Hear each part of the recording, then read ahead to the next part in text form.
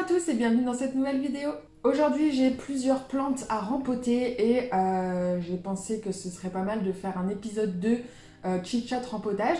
Je vous mets l'épisode 1 en haut dans le petit i, dans la fiche. Voilà, donc j'ai plusieurs plantes à rempoter, on va le faire ensemble et j'ai posé des questions sur Instagram comme d'habitude pour pouvoir meubler le chit-chat rempotage puisque c'est le principe. Si je lui trouve un tuteur adapté, je vais rempoter cet amydrium, sinon peut-être que je serai obligée d'en racheter un. Je regarde là si je vois pas un tuteur de libre, mais bon, on va voir. Sinon, dans tous les cas, ce qui est sûr, c'est que j'ai cette Monstera subpinnata à rempoter. Dans un substrat un peu plus riche, je vais rajouter, du lombricompost ou alors je vais utiliser un terreau qui est déjà à base d'engrais. On va voir. En tout cas, je vais rempoter cette Monstera et je vais rempoter ma Monstera taille constellation aussi. Elle est un peu grosse, donc on verra comment je m'organise pour la mise en place. Mais voilà, on va commencer. Voilà, donc mon mélange est déjà prêt. J'ai toujours du terreau, du substrat de prêt à l'avance dans ce magnifique bac. Donc, première question qui m'a été posée. Quel conseil d'entretien quand on achète une mini plante? Je regarde en bas en même temps parce qu'il y a mes questions juste là. Alors, pour les mini plantes, c'est un peu plus compliqué puisque les pots vont être très petits, il va y avoir peu de substrat et donc ça va sécher très vite. Donc, vous pouvez facilement assécher votre plante si vous n'arrosez pas suffisamment. Par contre, il faut faire gaffe aux arrosages puisque généralement les mini plantes, ce sont des petites boutures ou des très jeunes plants qui ne sont pas encore très forts. Les racines sont assez sensibles. Donc, dans tous les cas, il faut faire assez attention et au surplus d'arrosage et au manque d'arrosage. Donc, c'est vrai que c'est un peu compliqué. Le mieux, c'est d'essayer de faire pousser ça le plus vite possible. Donc, vous pouvez, par exemple, acheter des boosters d'enracinement par exemple, vous pouvez arroser avec ça. Vous pouvez évidemment privilégier un emplacement super lumineux pour que la plante ait tendance à pousser plus vite. Enfin voilà, le mieux c'est de faire très attention tant que c'est dans un baby pot et ensuite dès que la plante est prête à être rempotée, c'est toujours plus facile avec une dimension supérieure de pot, c'est vraiment plus facile à gérer généralement. Question suivante. Tu es addict aux plantes depuis combien de temps? J'ai toujours aimé ça, on va dire. Quand j'étais petite, je me rappelle que j'aimais bien aller dans le jardin. J'aimais bien m'occuper du jardin. Ma mère m'avait acheté des graines de potager, des graines de fleurs. Et déjà petite, je me rappelle, j'avais essayé de me faire un potager. Bon, forcément, j'y connaissais rien et c'était un peu à l'arrache ce que je faisais. Mais mine de rien, j'avais fait pousser des trucs. J'avais fait pousser des fleurs, j'avais fait pousser des patates, je m'en rappelle. Qu'est-ce que j'avais fait pousser d'autre? Des fraisiers.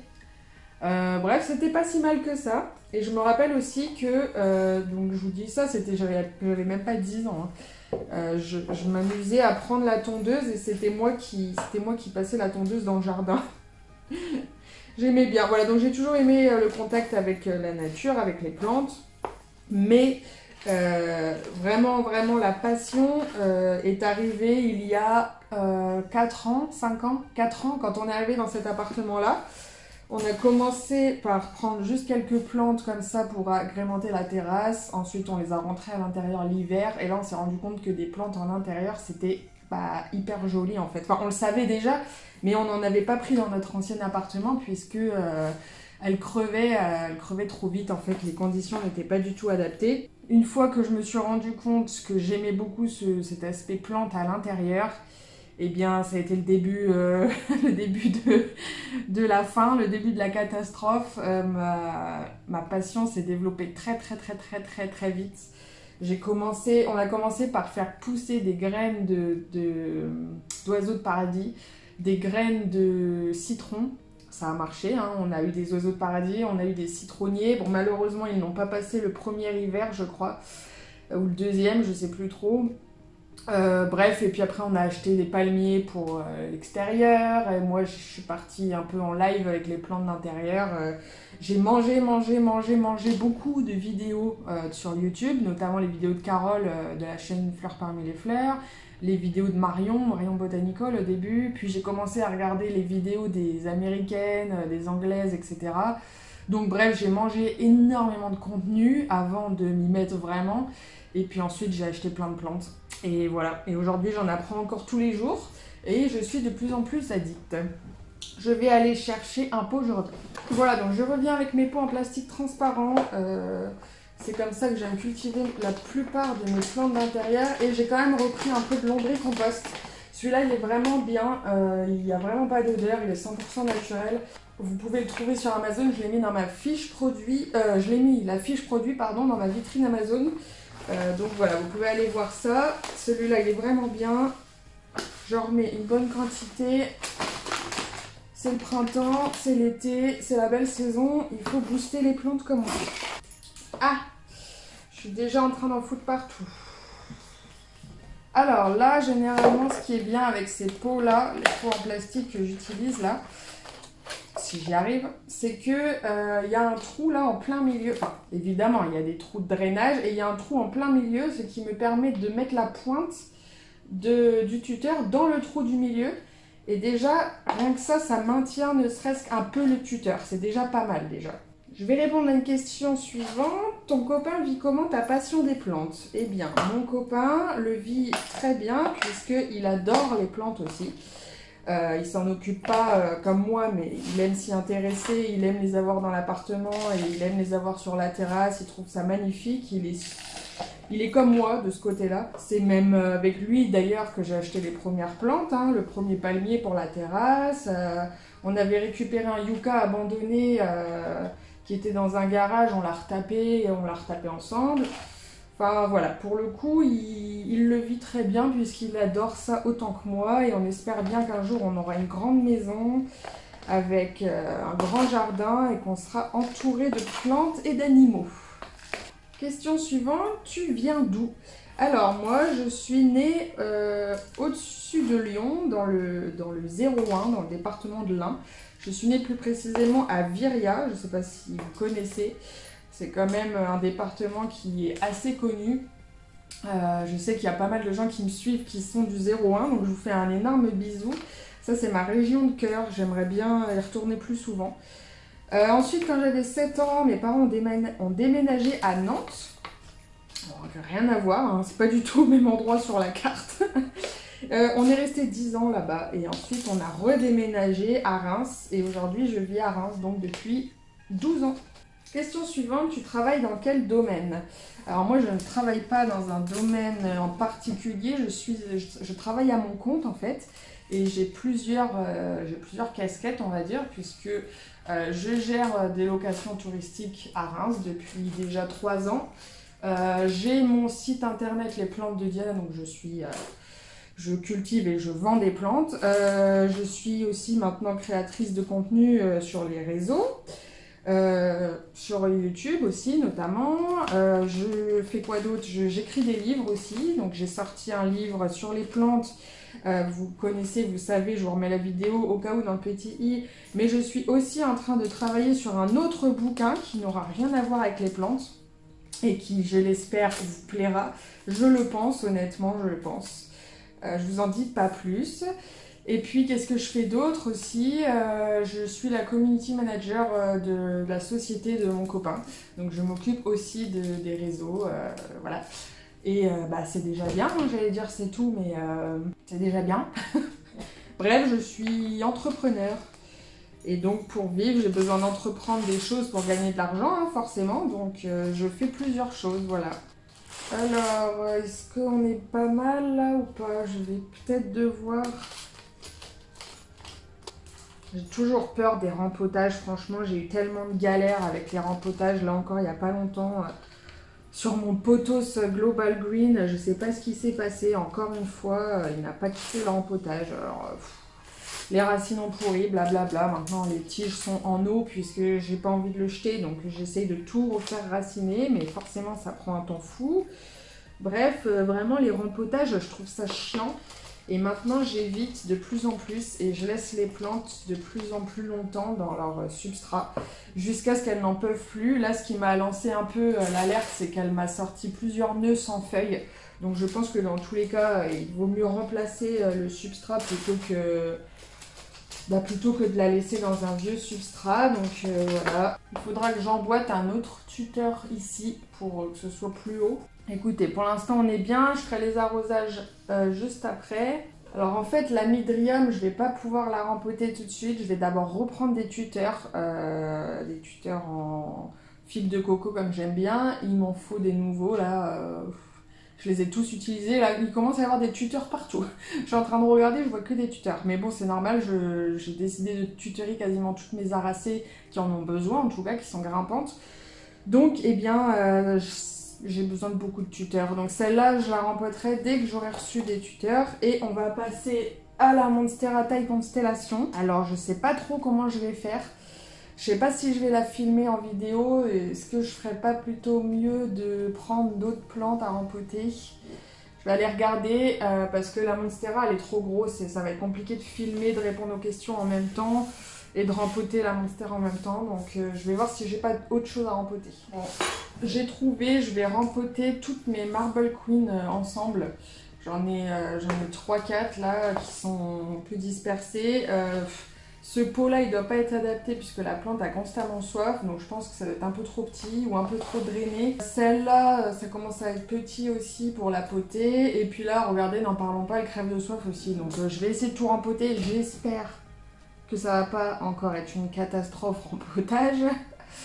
Parce que franchement, j'en ai un petit peu marre. Bon, il n'y a pas de raison normalement. On est en plein dans la belle saison. Les rempotages normalement se passent bien. Donc, on va voir. Croisez les doigts pour moi. Je vais répondre à une autre question. En attendant, je ne vois pas beaucoup d'anthurium dans tes posts ou dans tes stories. Pourquoi? Alors, c'est vrai. Parce que j'aime beaucoup les anthuriums. Et c'est des plantes qui demandent des... Enfin, qui ont besoin de conditions quand même assez particulières. C'est un peu comme les alocasias. Les alocasias, je les aime plus que tout, mais c'est pareil, j'ai du mal en réalité à vraiment bien m'en occuper. Au niveau de la chaleur, de l'humidité. Les anthuriums sont très fragiles, ils sont très sujets aux attaques fongiques. Les alocasias, ils ne supportent pas le moindre rempotage, c'est des divas qui crèvent pour un oui ou pour un non. Donc franchement, je me suis calmée sur les anthuriums, il m'en reste deux. Si j'y pense, je vous montrerai après. C'est un anthurium vitarifolium et un anthurium clarinervium. Voilà, c'est tout ce qui me reste. Le clarinervium, je l'ai depuis des années, c'est toujours pareil. Tous les étés, il a des thrips ou des acariens. À l'automne, si j'aère pas assez, il a des attaques fongiques. Il n'y a que le vitarifolium qui vraiment ne me pose absolument aucun problème. Et j'aime de plus en plus justement ce type d'anthurium avec des feuilles retombantes super longues. Et c'est à l'avenir, j'aimerais plutôt me diriger vers ce type d'anthurium. Parce que les anthuriums à feuilles velours, là je n'en peux plus. C'est trop compliqué.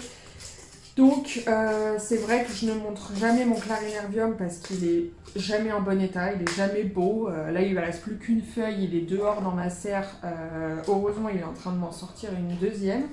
Mais c'est vrai que ça me fait penser que je devrais montrer mon clarinervium un peu plus souvent. Pas le clarinervium, pardon, le vitarifolium. Un peu plus souvent parce qu'il est super mignon, il est encore assez petit mais ses feuilles s'allongent, sont de plus en plus longues à chaque fois qu'il en sort une nouvelle. Donc franchement, ouais, bonne idée, je vais essayer de le montrer un peu plus souvent. Et voilà, c'est tout. Comment tu vas suite à ton opération? J'ai aussi envie de le faire mais j'ai la trouille lol. Alors bah ça va, écoutez, ça va très bien. C'est vrai que j'ai oublié de sortir la vidéo que je devais sortir un mois post-op. Alors... soit je réponds aux questions ici, soit je ferai une vidéo. Bon écoutez, je vais déjà dire comment ça s'est passé au bout des 1 mois. Attendez, je vais juste prendre un pot avant. Donc je suis retournée voir le professeur qui m'a opéré 1 mois après l'opération. Il a checké mes yeux, donc tout va très bien. J'ai 10 sur 10 à chaque œil. L'opération a été un franc succès. Je n'ai même pas les yeux secs du tout. Il a été assez étonné parce que techniquement, c'est l'un des effets secondaires les plus répandus et totalement normal. Mais au bout d'un mois, je n'avais pas les yeux secs du tout. Je lui ai dit, bah, j'ai tellement pas les yeux secs que je ressens même pas le besoin de mettre les gouttes. Donc il m'a dit, bah oui, je vois que vos yeux sont pas secs du tout, mais ce serait bien quand même de penser quand même à mettre les gouttes au moins 2 ou 3 fois par jour encore pendant 2 mois. Donc je suis retournée chercher des gouttes et là j'essaye d'y penser quotidiennement, mais c'est vrai que j'ai du mal parce que je ressens pas du tout le besoin en fait. Donc j'essaye minimum 1 fois par jour et des fois quand j'y pense c'est 2 fois par jour. J'en ressens pas le besoin, mes yeux vont très bien. Il y a juste un truc que j'ai remarqué, c'est quand je ferme mes yeux parfois je ressens un peu comme une gêne sous les paupières, un peu comme une brûlure le soir. Alors c'est vraiment le soir, je pense que c'est quand mes yeux peut-être sont fatigués ou je sais pas trop. J'en parlerai peut-être la prochaine fois que je le vois, mais ça m'handicape vraiment pas. C'est pas très grave en fait, hein. C'est juste le soir, des fois quand je ferme un peu les yeux, voilà, il n'y a rien de grave. Je vois très bien, je suis très contente d'avoir fait cette opération. Vraiment, je la regrette pas du tout. Et j'encourage quiconque qui veuille le faire parce qu'il ne se sent pas bien avec des lunettes à le faire parce que c'est génial. Et si vous n'avez pas vu la vidéo, je vous la mets dans le petit i. Je vais aller chercher des écorces de pin parce que là, il n'y en a pas assez. Je reviens.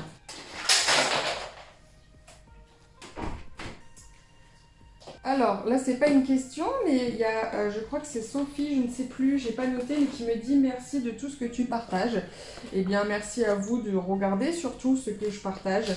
Merci de partager mon contenu sur les réseaux, merci de me suivre sur YouTube, merci de regarder mes vidéos et merci de votre engagement avec les likes, les commentaires, etc. Parce que, bah, ça m'aide à faire évoluer mes réseaux et c'est plutôt cool parce que jusqu'à présent, ça m'a apporté que des bonnes choses. Notamment l'écriture du livre, donc vraiment merci à vous plutôt. Je vais plutôt mettre les questions là, ce sera plus simple en fait. Coucou Diana, comment vas-tu? Des projets de voyage bientôt? Alors, oui, là on revient juste d'une semaine de Tunisie, je vous l'ai dit je crois dans la vidéo précédente. Si j'ai le temps, je ferai un tout petit vlog de voyage, mais un petit pour pas trop vous embêter avec ça. On va peut-être repartir en juin, peut-être. Je croise fort les doigts. Croisez les doigts pour nous. Hein. Et voilà, et on va peut-être repartir aussi cet été plusieurs fois, peut-être aller voir la famille en Bretagne, aller voir ma famille, moi, qui est plus justement dans le 01, dans le département de l'Ain. Mon papa habite là-bas, j'ai des tantes, des oncles, j'ai plein de cousins, et donc j'aimerais bien aller là-haut cet été aussi. Voilà, c'est pas mal de projets. Alors, question suivante. Où commandes-tu tes plantes pour le shop?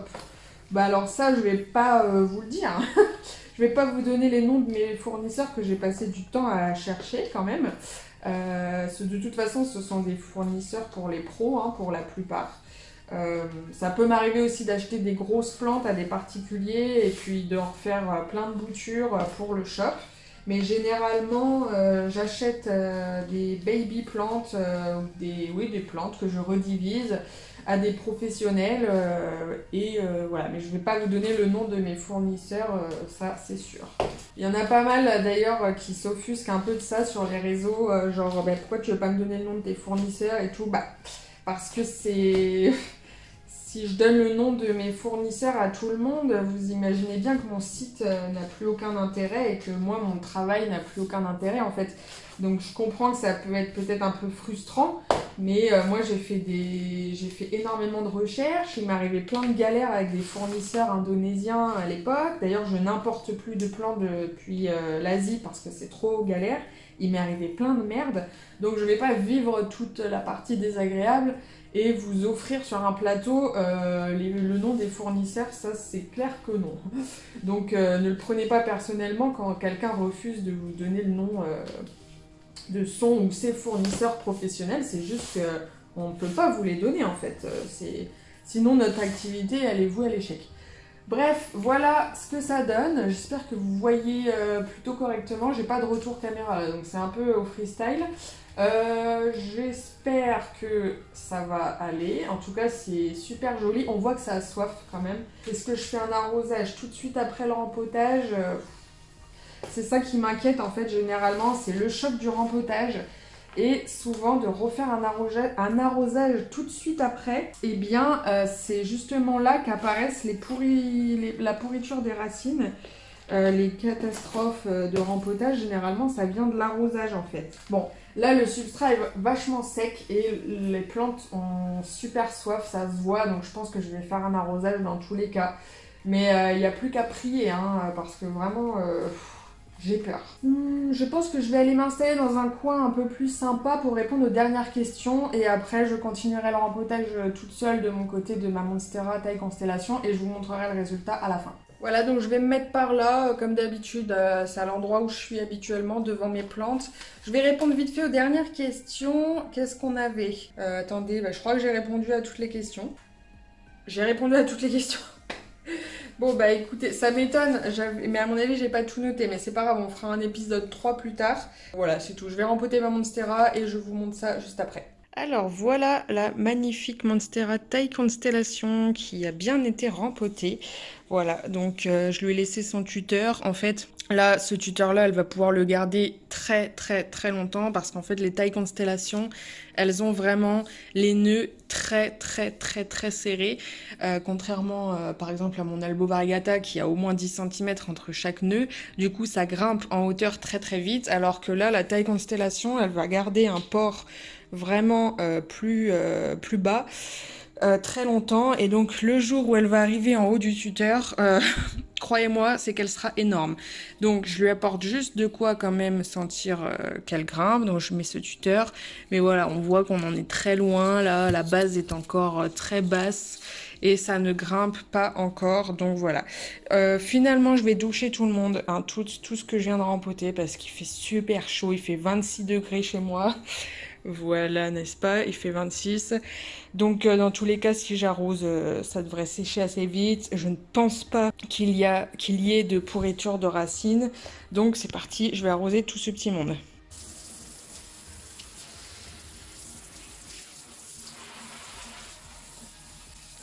Voilà, il n'y a plus qu'à prier et à croiser les doigts pour qu'il n'y ait pas de catastrophe post-rempotage. On verra bien, je vous tiendrai au courant dans tous les cas dans les prochaines vidéos. Cette fois, je ne vais pas vous demander d'écrire un mot en particulier, mais je vais vous demander d'écrire ce que vous voulez voir dans la prochaine vidéo, c'est-à-dire, je pense que je vais poster un plan de tour, vous savez, spécifique sur mes familles de plantes. Donc la dernière fois, je crois que c'était partie 3 Oya. Je mets dans le petit i si vous ne l'avez pas vu. Et donc là, je pensais faire soit les philodendrons, soit les syngoniums. Donc je vous laisse choisir et je prendrai celui qui a obtenu le plus de votes dans les commentaires. Merci d'être resté jusqu'à la fin, merci d'avoir regardé. N'hésitez pas à mettre un petit like, n'hésitez pas également à activer les cloches de notification et bien évidemment à vous abonner à la chaîne. Je vous dis à bientôt, merci encore beaucoup de suivre mes vidéos sur cette chaîne, ça me fait grand plaisir et prenez soin de vous, à bientôt, ciao!